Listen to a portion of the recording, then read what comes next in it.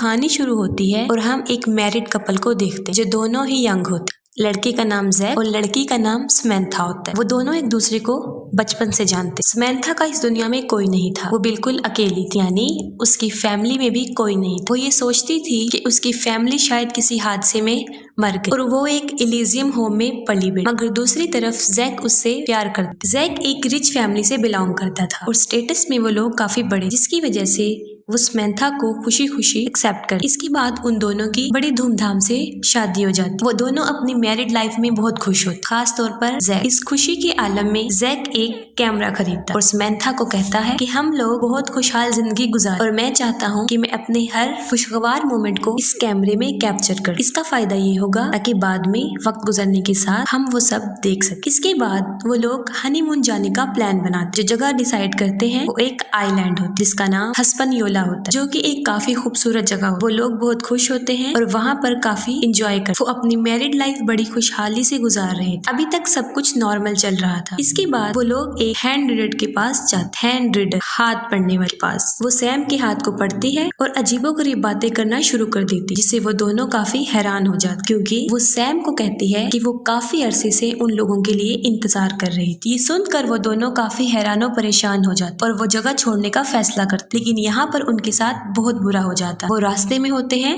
और अपना रास्ता भूल जाते और अपने होटल का रास्ता उनको याद नहीं रहता। वो लोग उस रास्ते पर चल रहे होते हैं कि अचानक एक टैक्सी वाला आकर रुकता और कहता है कि मैं आप लोगों की मदद कर सकता हूँ। वो आदमी काफी फ्रैंकली नेचर होता है। वो लोग उस आदमी का बिहेवियर देखकर काफी इम्प्रेस हो जाते। गाड़ी में ड्राइवर उन दोनों को कहता है कि मुझे लगता है कि आप लोग हनीमून पर आए, तो मैं चाहता हूँ कि मैं आपको यहाँ पर एक खूबसूरत जगह दिखाऊं और वहाँ जाकर आप यकीनन एंजॉय करेंगे। वो उनको बताता है कि आपको वहाँ पर ज्यादा देर स्टे नहीं करना पड़े, सिर्फ 20 मिनट, जिसके बदले में वो उनसे कोई चार्जेस भी नहीं लेगा। उसकी बातें सुनकर सैम इनकार कर देती, क्योंकि सैम थक चुकी होती है और आराम करना चाहती। लेकिन जैक उसको बताता है कि तुम बाद में आराम कर, हम ज्यादा अरसा वहाँ स्टे नहीं करेंगे, जैसा कि उस ड्राइवर ने कहा, सिर्फ 20 मिनट। इसके बाद हम देखते हैं वो गाड़ी वाला उनको एक खुफिया जगह पर ले जाता है। उस ड्राइवर के इरादे ठीक नहीं लग रहे होते। ऐसा लगता है कि वो उन लोगों को अगवा कर कर ले आए।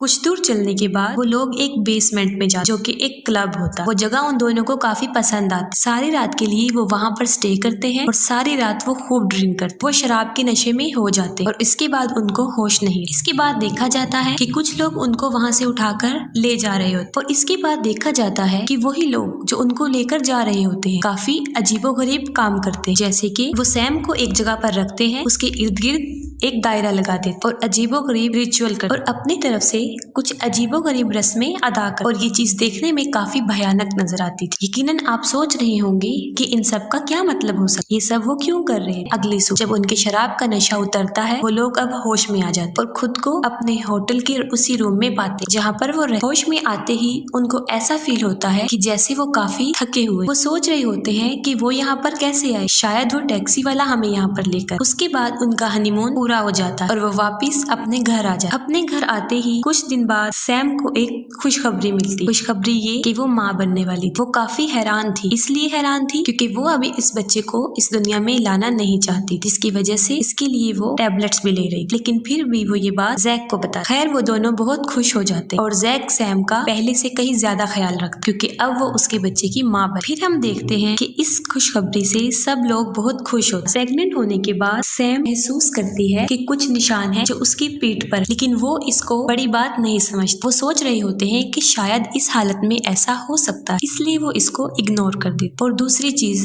जो सैम के साथ हो रही, उसकी नाक में से कभी कभी ब्लीडिंग शुरू हो जाती। जैसे कि एक रात सैम सो रही होती है और जैक उसको सरप्राइज देना चाहता है। वो उसी कैमरे से वीडियो में उसको कैप्चर कर रहा होता है कि सैम फौरन जाग उठती और वो फौरन हड़बड़ाकर उठ जाती और जैक का हाथ काफी मजबूती से पकड़ लेता। सैम की ये हालत देखकर जैक काफी हैरान हो जाता है और काफी डर जाता है। वो सोच रहा होता है कि ये सब वो नींद की हालत में कर रहे। वो उसको काफी उठाने की कोशिश करता है। ये सब इंसिडेंट्स उसके साथ हो रहे होते हैं, लेकिन इससे भी ज्यादा भयानक जो उसके साथ हुआ, वो लोग शॉपिंग के लिए जाते। शॉपिंग मॉल में सैम खड़ी हो। इसके बाद वो देखती है कि मीट पड़ा हुआ, अच्छा मीट। वो उसके पास जाती है और गौर से उसको देखती रहती। उसको देखते देखते थोड़ी ही देर बाद वो उसको वहीं पर उठा लेती है और सबके सामने उस गोश्त को खाना शुरू कर देती। वो इतने बुरे तरीके से वो गोश्त खा रही थी, देखने में ऐसा लगता था कि काफी दिन से उसने कुछ खाया। उसे ऐसा करता इर्द गिर्द सब लोग देख रहे। वो लोग उसे अजीबोगरीब निगाहों से देखते हैं क्योंकि ये काफी बुरी बात और उनके लिए डिस्टर्बेंस, क्योंकि कोई भी नॉर्मल इंसान कच्चे गोश्त को नहीं खाए और उसको खाने का मतलब कुछ और ही हो सकता। कुछ दिन बाद हम देखते हैं एक अजीबोगरीब वाकया जब जैक उसके साथ होता है। वो लोग गाड़ी में जा रहे होते हैं और पार्किंग एरिया में सैम को गुस्सा आ जाता है और वहाँ पर खड़ी सब गाड़ियों के शीशे तोड़ देती है। शायद सैम ये सोच रही थी कि वो गाड़ी उसके लिए ठीक नहीं है, उसको नुकसान पहुंचा सकती है। जैक सैम की हालत देखकर काफी अपसेट हो जाता है और वो उसको डॉक्टर के पास लेकर जाता है।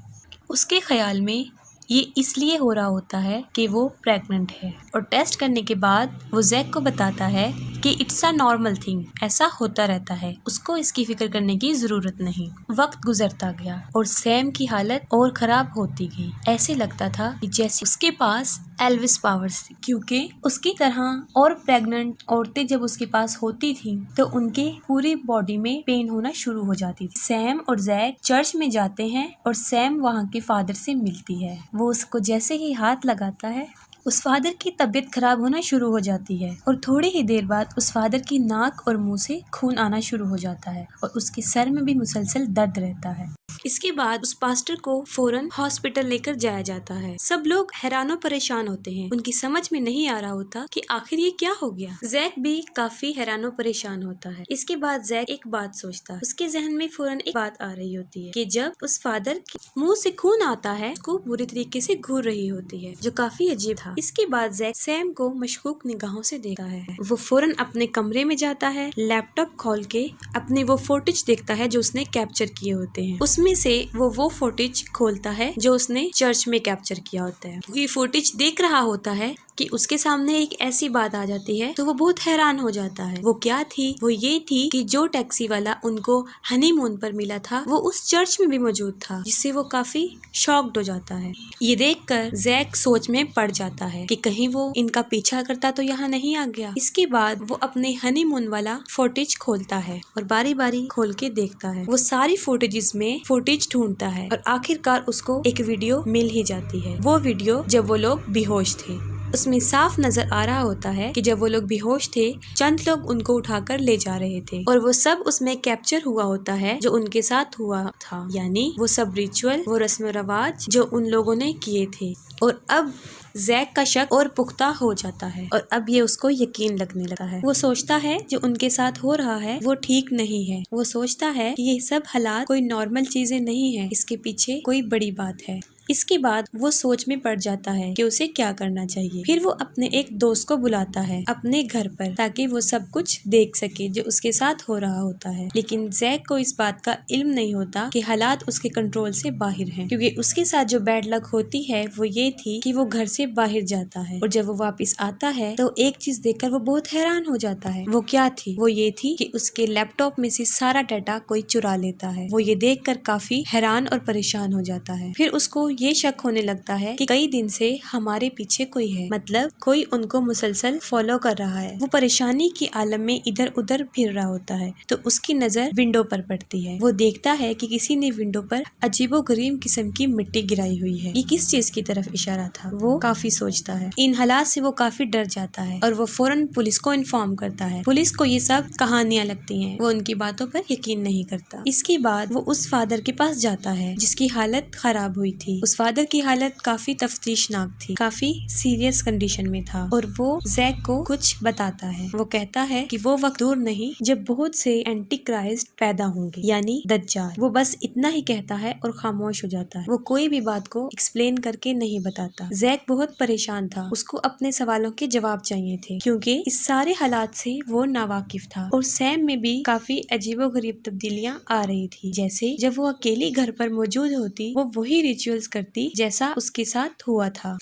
اور یہ سب کچھ اس بات کی طرف اشارہ کر رہے تھے کہ اب وہ اپنے ہوش کھو بیٹھی ہے۔ ان کے گھر برتھ ڈے پارٹی ہوتی ہے اور بہت سارے گفٹس ملتے ہیں۔ ان گفٹس میں کسی نے ایک بہت خوبصورت نائف سیم کو گفٹ میں دیا ہوتا ہے۔ وہ نائف کو لیتی ہے اور دور دراز جنگلوں میں نکل جاتی ہے اور وہاں پر موجود جانوروں کا شکار کرتی ہے، جو کافی خطرناک بات تھی۔ وہ ان کا گوشت کاٹتی ہے اور اس کو کھا جاتی ہے۔ ایک بات تو طے تھی جس کو زیک بھی سوچتا تھا کہ ان کے گھر پہ کوئی نظر رکھے ہوئے ہے۔ ان حالات کو دیکھتے ہوئے وہ اپنے سارے گھر میں کیمرز لگوا دیتے ہیں تاکہ انہیں معلوم ہو سکے کہ یہ سب کچھ کون کر رہا ہے۔ یہ سب دیکھتے دیکھتے زیک کو ایک گاڑی پر شک ہو جاتا ہے۔ وہ گاڑی اکثر ان کے گھر کے سامنے کھڑی رہتی تھی۔ اس کے بعد زیک اپنی بہن کو بلاتا ہے اور کہتا ہے کہ میں ذرا اس گاڑی کا پیچھا کر رہا ہوں کہ اس میں کون ہے، تم تب تک سیم کا خیال رکھنا۔ اس کے بعد وہ اس گاڑی کا پیچھا کرتے ہوئے نکل جاتا ہے اور کچھ دور نکلنے کے بعد اس کو ایک اولڈ ہاؤس جو تقریباً کافی عرصے سے بند تھا نظر آتا ہے۔ وہ اس کے اندر چلا جاتا ہے۔ اس گھر میں داخل ہوتے اسے نظر آتا ہے کہ کسی نے وہاں پر وہی کیمرے لگائے ہوئے ہیں جو ان کے گھر میں ہیں، یعنی کسی کو پتا ہے کہ اندر ان لوگوں نے کیمرے لگوائے ہوئے ہیں۔ اب اس کو کنفرم ہو گیا کہ واقعی ہی وہ لوگ ان پر نظر رکھے ہوئے ہیں۔ وہ بہت ڈر جاتا ہے اور بھاگ جاتا ہے اور بھاگنے کے بعد وہ سیدھا اپنے گھر آ جاتا ہے۔ گھر آنے کے بعد وہ سوچتا ہے کہ اب مجھے پولیس کو انفارم کرنا چاہیے۔ ابھی وہ یہ سوچ رہا ہوتا ہے، سیم کی زور زور سے چلانے کی آوازیں اس کو آنا شروع ہو جاتی ہیں۔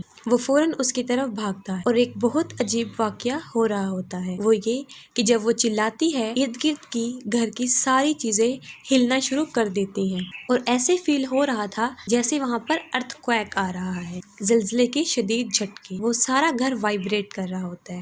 اس کے بعد وہ ارد گرد دیکھتا ہے اور اپنی بہن کو ڈھونڈتا ہے۔ اس کے بعد دور پڑی اس کی بہن کی لاش اس کو ملتی ہے جو کہ مر چکی ہوتی ہے، کیونکہ وہ سیم کے پاس اس حالت میں چلی گئی تھی جب وہ اپنی ریچول میں مصروف تھی اور سیم نے اپنے اسے جادوئی پاور سے مار ڈالا۔ دیکھنے میں اور سننے میں یہ کافی بھیانک اور خوفناک نظر آتا ہے، کیونکہ یہ کوئی نارمل بات نہیں ہے کہ ایک شخص کے چلانے سے سارا گھر ہل رہا تھا، اس قدر کہ جیسے زلزلے کے جھٹکے۔